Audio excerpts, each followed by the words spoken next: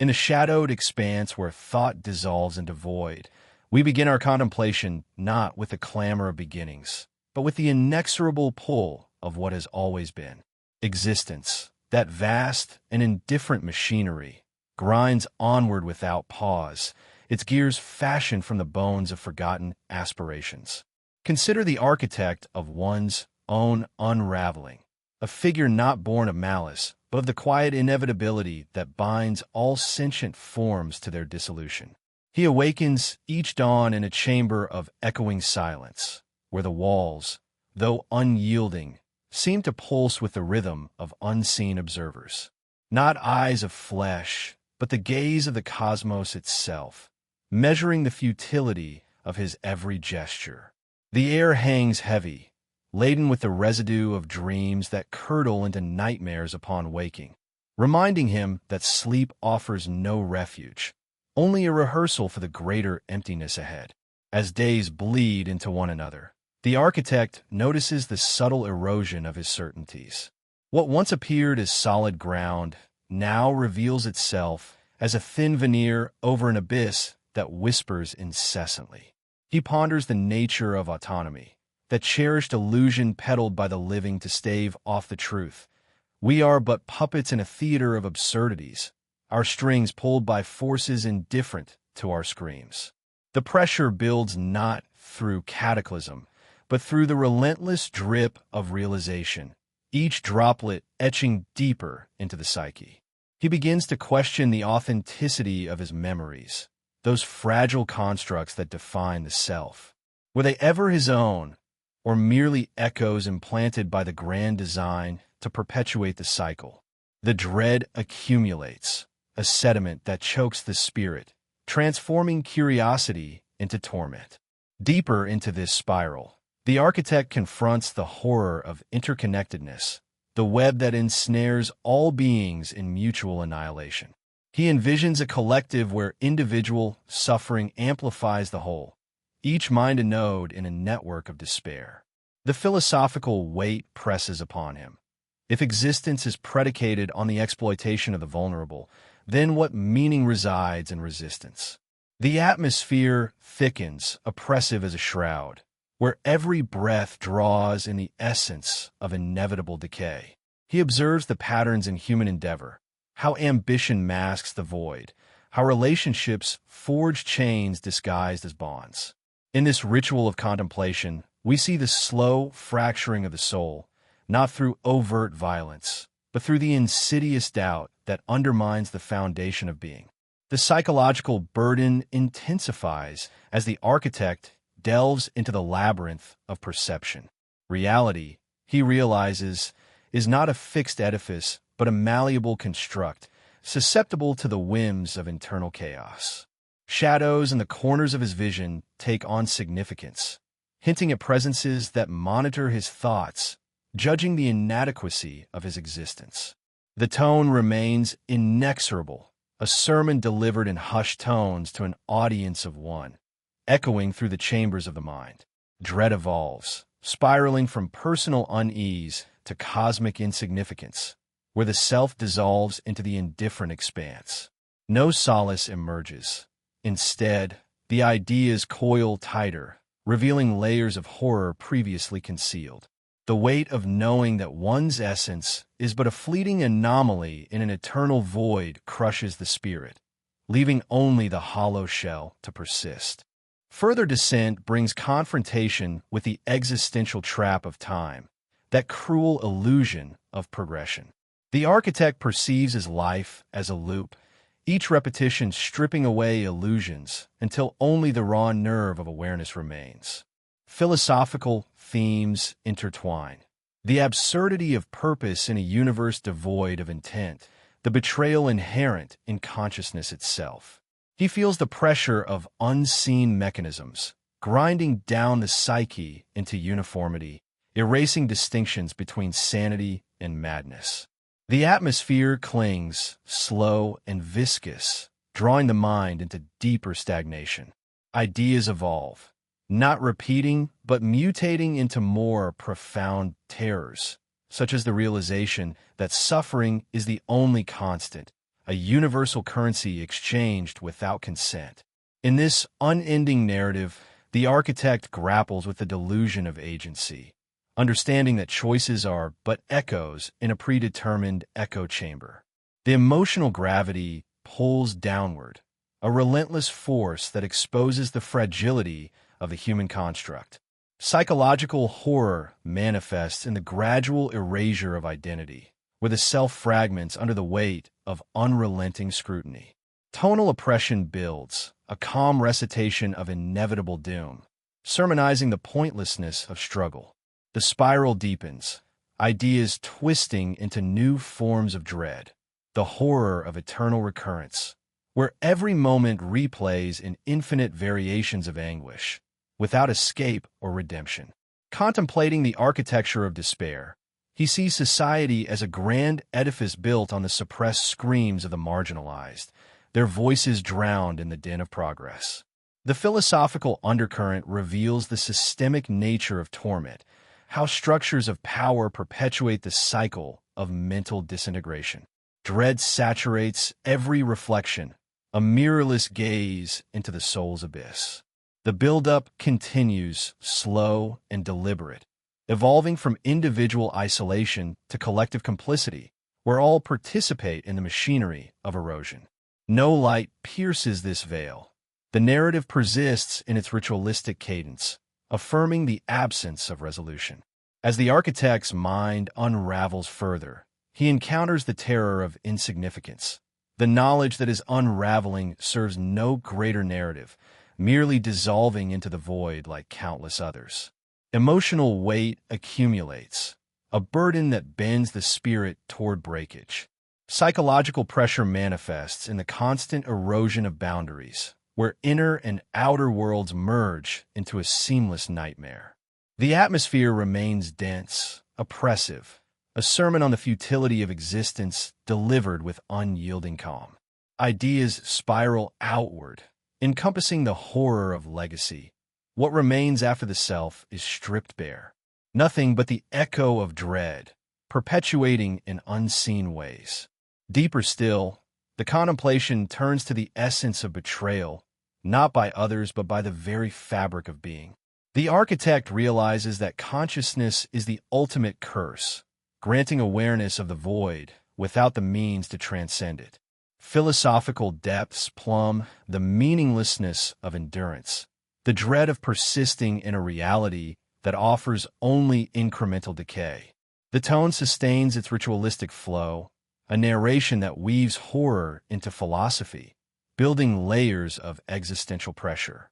The spiral evolves, ideas transforming into visions of universal entrapment, where all paths lead to the same inexorable dissolution. In this ceaseless descent, the architect confronts the illusion of individuality, understanding that the self is but a temporary coalescence in the stream of cosmic indifference. Emotional heaviness clings, a residue that permeates every thought. Psychological torment arises from the inescapable loop of self-examination, where doubt feeds upon itself. The oppressive atmosphere envelopes, slow and unyielding, a sermon-like invocation of dread's supremacy.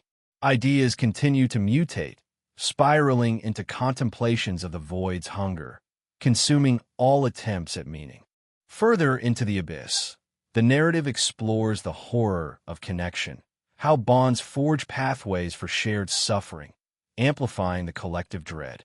The architect sees humanity as a vast organism, its parts writhing in synchronized agony. Philosophical themes deepen, the betrayal of evolution, granting sentience only to heighten the perception of futility. Pressure builds psychologically, a crushing force that erodes the barriers of sanity. Tonal consistency maintains the calm ritual, delivering truths that spiral ever downward without reprieve. As contemplation persists, the architect grapples with the permanence of absence, the void that underlies all form. Emotional weight becomes unbearable, a gravity that pulls toward non-existence. Psychological horror intensifies in the realization of inescapable patterns, cycles that trap the mind in perpetual unraveling. The atmosphere thickens, oppressive and unrelenting, a sermon on the inexorability of decay. Ideas evolve in spirals, revealing new facets of dread, the terror of awareness without purpose, the dread of being observed by nothing. Deeper layers uncover the philosophical absurdity of resistance, how efforts to assert meaning only deepen the chasm. The architect's mind fractures under the burden, fragments scattering into the void. Dread permeates, a constant undercurrent that evolves without resolution. The narrative's ritualistic cadence continues, calm yet devastating, building to no climax but endless descent. In the final throes of this spiral, the architect beholds the ultimate horror, the indifference of the cosmos to his torment, a silence that echoes eternally. Emotional gravity anchors him in despair, psychological pressure dissolving the remnants of self. The tone remains heavy, unresolved, hanging in the air like an unspoken verdict. The abyss stares back, unchanging, as the cycle prepares to claim another form, perpetuating the dread without end. The chamber has no windows now, only the slow seep of gray light that seems to originate from nowhere and everywhere, as though the walls themselves are exhaling the last breathable remnants of forgotten dawns. He sits motionless, not because he chooses stillness, but because motion has begun to feel like an accusation against the silence that has claimed sovereignty over every surface. The body persists, lungs inflate and deflate in mechanical obedience. Yet each cycle feels like a theft from an account long since overdrawn. To breathe is to borrow time that was never granted, interest compounding in the form of heavier silence. He no longer asks why the room feels populated when he is demonstrably alone. The question itself has grown fatigued, curled into itself like old parchment and crumbled away. Instead, he registers the presence of absence, the precise shape of spaces where voices should have been, where footsteps should have worn shallow paths in the floorboards, where warmth should have lingered after touch. These negative forms press against him more insistently than any corporeal intruder ever could. The horror is not that something watches. It is that nothing watches, yet the sensation of being observed refuses to dissipate. The gaze is impersonal, bureaucratic, the regard of a filing system that catalogs every tremor of doubt without ever needing to acknowledge the existence of the one being catalogued. Time has lost its vertebrae. Hours do not march. They slump against one another until their outlines blur into a single, undifferentiated weight. He remembers, though memory itself now feels like an impolite guest, when duration possessed direction, when anticipation pointed forward and regret pointed backward. Now, both arrows lie broken on the floor. He exists in a perpetual present that stretches backward and forward simultaneously, a Mobius ribbon of now, in which every thought arrives already exhausted from having been thought an infinite number of times before. The dread is no longer anticipatory. It has become architectural. The structure of consciousness has been rebuilt around it, until dread is no longer content inside the mind, but has become the mind's new scaffolding. He considers the possibility that personhood was always a temporary administrative error, a clerical oversight, soon to be corrected. The self, that proud little fiction, was permitted to masquerade as permanent occupant only because the paperwork had not yet been processed.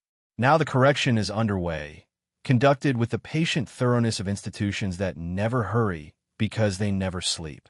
Each small surrender, each refusal to rise, each skipped meal, each unanswered question left hanging, constitutes another signature on the dissolution form.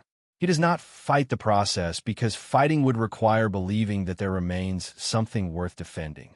Belief itself has become too expensive, a luxury good no longer stocked on these shelves. The atmosphere carries a particular flavor of cold, not the sharp bite of winter, but the slow, marrow-chilling damp of places that have been closed for centuries, yet never quite emptied of their former humidity. It settles on the skin like regret made tactile.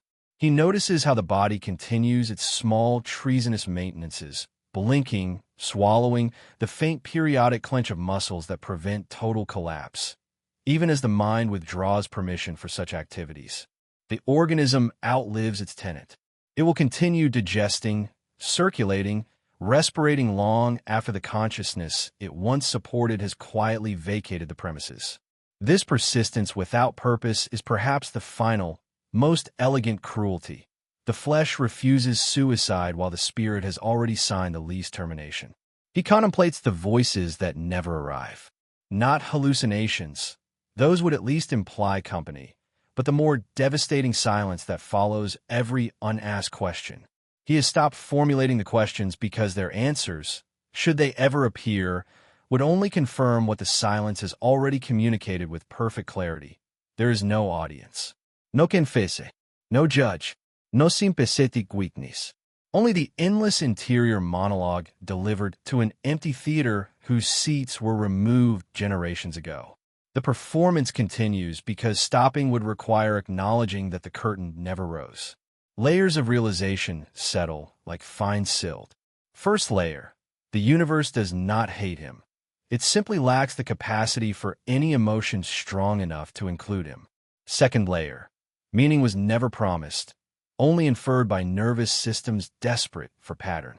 Third layer, the inference was itself the wound. Fourth layer, healing consists of allowing the inference to atrophy until nothing remains to be wounded.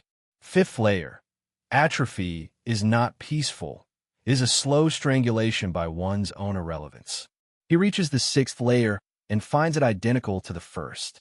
The spiral is not descending toward revelation, but circling the same vertigo with ever-decreasing radius until the only possible motion is stasis. He registers the gradual migration of identity outward. What he once called I now feels located somewhere slightly behind the left shoulder, a spectator watching the husk that continues its small rituals of survival. The separation is not dramatic. No rupture, no scream. Only a gentle drift like ice calving from a glacier too slowly for human perception to register as catastrophe. Eventually, the fragment will be too far away to return, and the body will carry on without its passenger.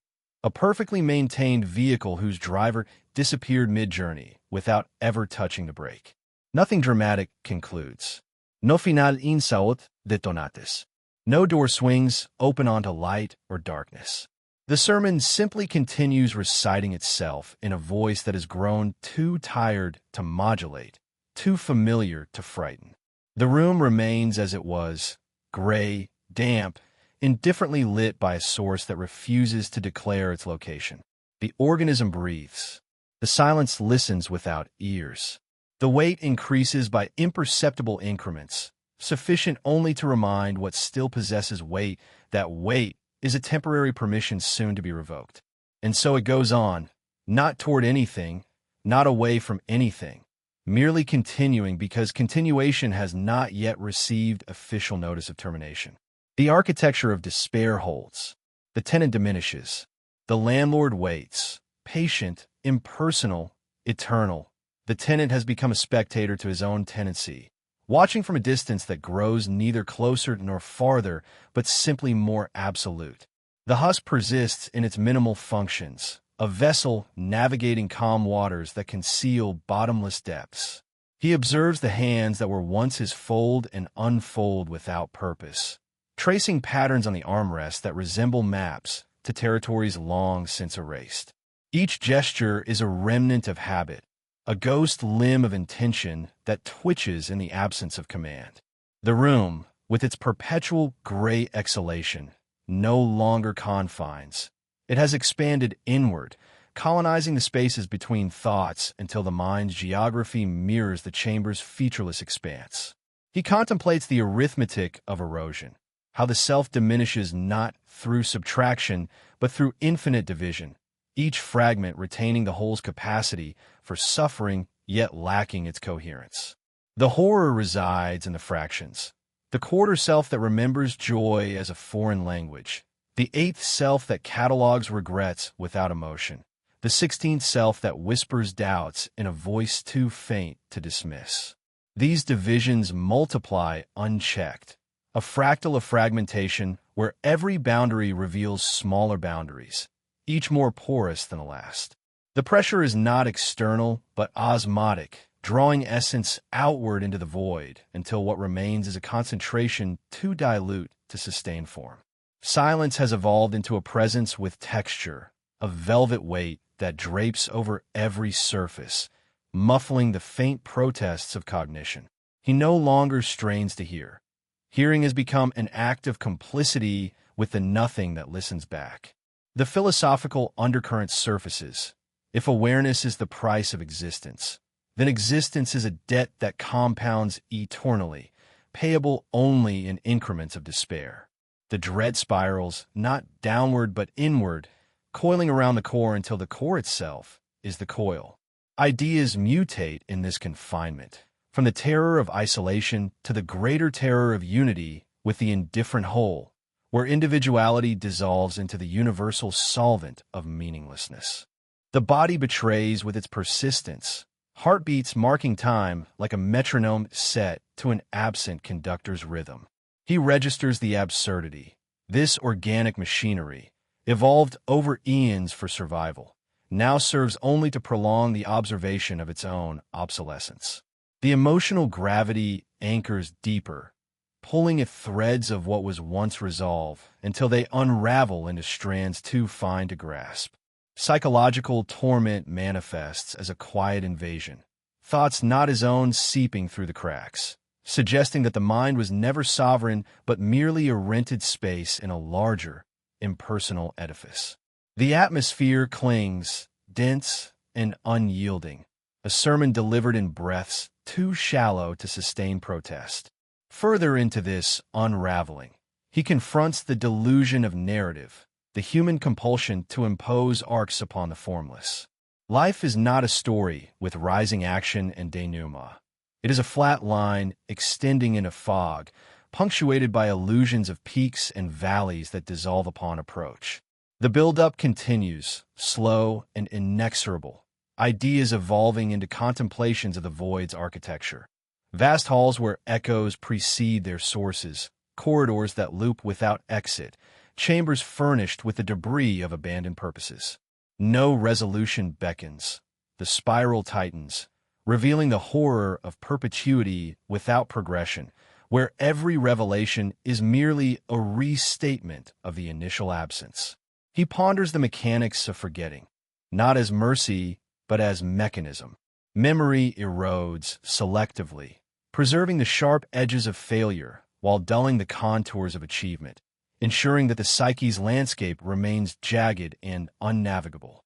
The dread accumulates like interest on an unpayable loan, compounding into forms that defy calculation. Philosophical depths plumb the betrayal of consciousness.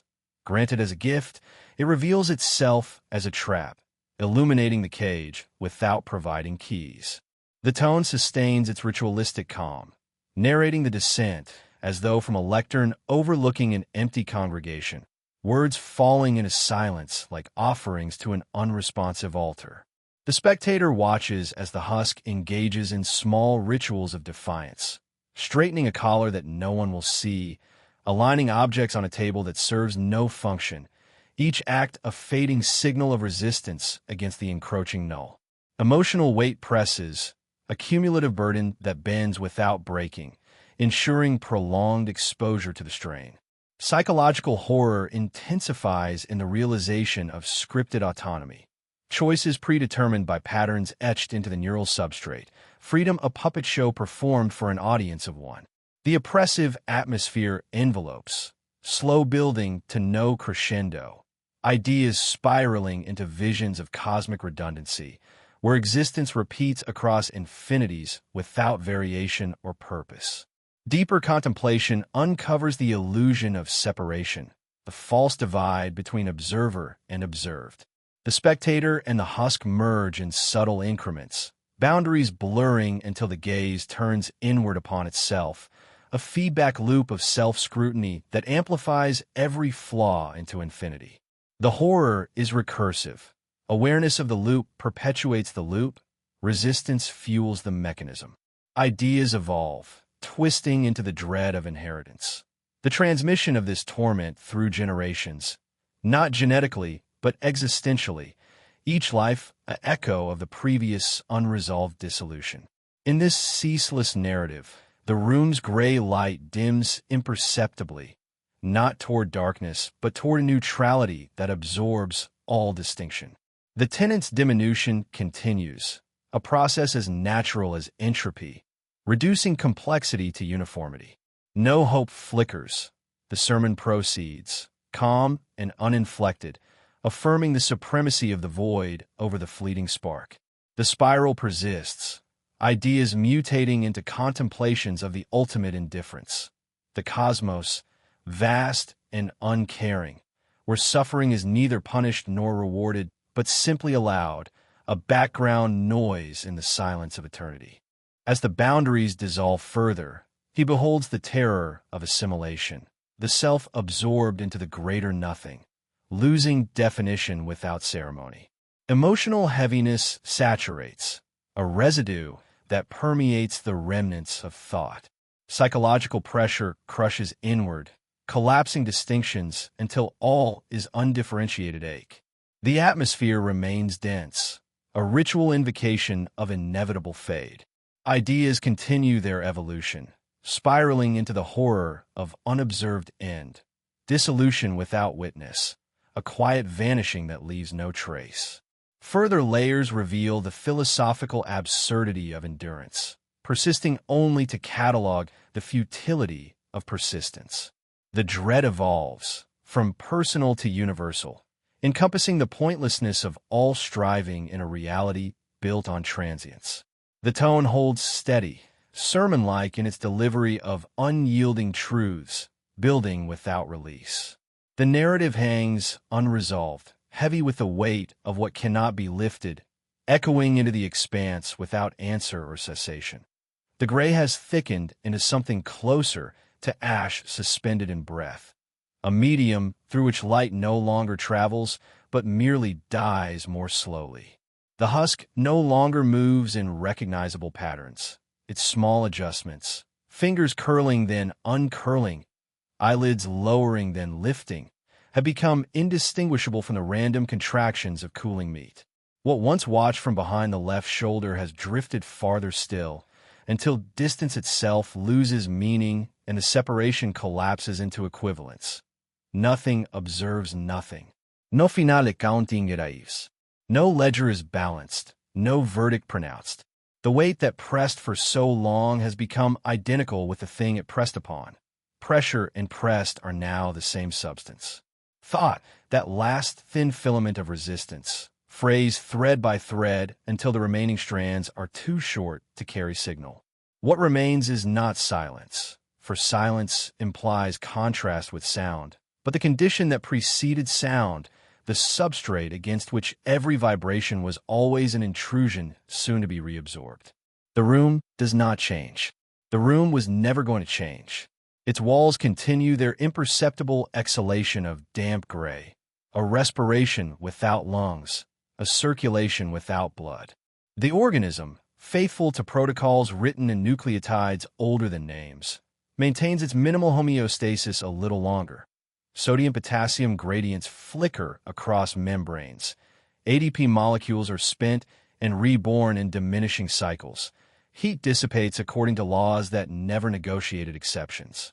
These processes require no permission, no witness, no meaning. They simply continue until the gradients flatten and the cycles halt, not because anything decided they should stop, but because the energy differential finally reaches equilibrium with the surrounding indifference. No curtain falls. There was never a stage. The performance was an hallucination suffered by proteins that briefly learned to mistake catalysis for purpose. When the last ion leaks across the final membrane, when the last phosphate bond snaps without renewal, when temperature equalizes with the ambient nothing, the event registers nowhere. No archive notes the cessation. No absence is marked because absence was the default state all along. Presence was the temporary anomaly. The sermon does not conclude. Sermons require listeners. What continues, if continuation can be predicated of what has lost all predicate, is the condition itself. Weight without bearer, duration without measure, extension without occupant. The architecture of despair does not crumble. It simply ceases to require description. Description was always a courtesy extended by consciousness to itself. A polite fiction maintained until the polite fiction ran out of politeness. Here the thread ends, not with resolution, not with silence, but with the evaporation of the need for either. The gray persists because persistence requires no justification. The nothing continues because continuation is what nothing does when left entirely to itself. There is no more to narrate. There never was. Subscribe to the channel for more videos like this.